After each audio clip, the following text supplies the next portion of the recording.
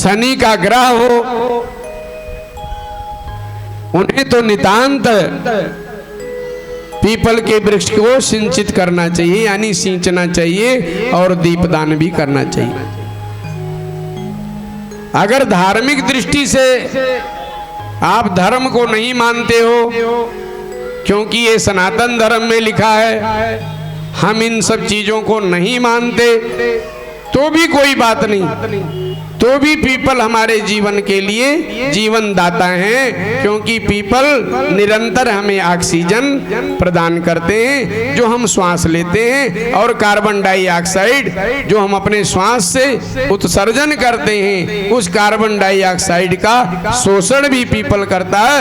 यानी दो काम करते हैं, ऑक्सीजन माने हमें जीवन का श्वास देते हैं, और कार्बन डाइऑक्साइड यानी जो वातावरण हमारा दूषित है, इसको शुद्ध भी करने का काम पीपल का वृक्ष करता है। इसलिए आध्यात्मिक रूप से, वैज्ञानिक रूप से और धार्मिक रूप से, तीनों रूपों में पीपल बरगद हमारे लिए जीवन के लिए परम उपयोगी हैं। इसलिए इनका रक्षण, पूजन, इनको सिंचित करना और पीपल बरगद को लगाना।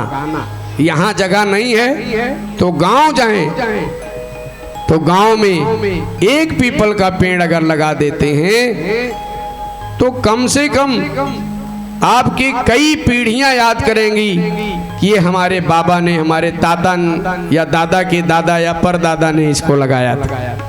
क्योंकि वृक्षों में सबसे ज्यादा आयु बरगद की और पीपल की है, और जितने वृक्षों में दूध निकलते हैं मारने पे, वो सब परम उपयोगी हैं जीवन के लिए, चाहे गूलर हो। इसीलिए इनको देव वृक्ष का दर्जा मिला है। जब पूजा होता है, कोई यज्ञ होता है, तो उसमें पंच पल्लो इन्हीं के मंगाए जाते हैं। किसके किसके?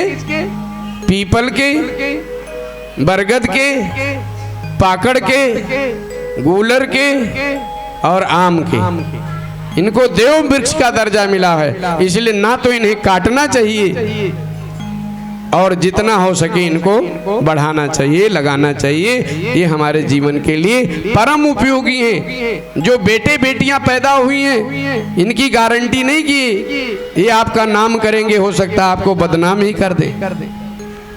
लेकिन पीपल लगाओगे, वृक्ष लगाओगे, तो आपका जीवन के बाद भी आपका नाम करेंगे कि ये जो आम का पेड़ है, जो आम खा रहे हैं, ये तेरे ताया ने लगाया था। मरने के बाद भी कोई नाम लेगा, उसका फल खाएगा।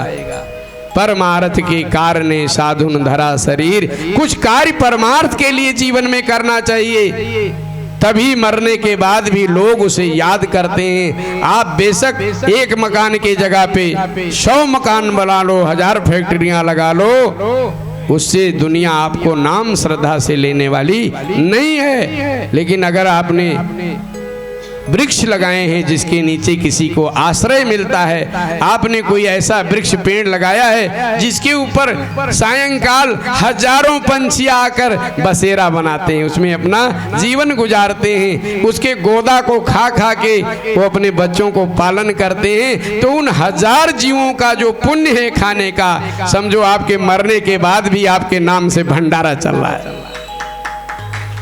इसलिए जीवन में कुछ ऐसे कृत्य हमें करना चाहिए कि जो हमारे जाने के बाद भी हमें कुछ कोई याद करे। और हम आपको बता दें कि हम जब भी गांव जाते हैं, चाहे वो बैसाख का महीना हो, अब की भी गए हैं, हम लगा के आए।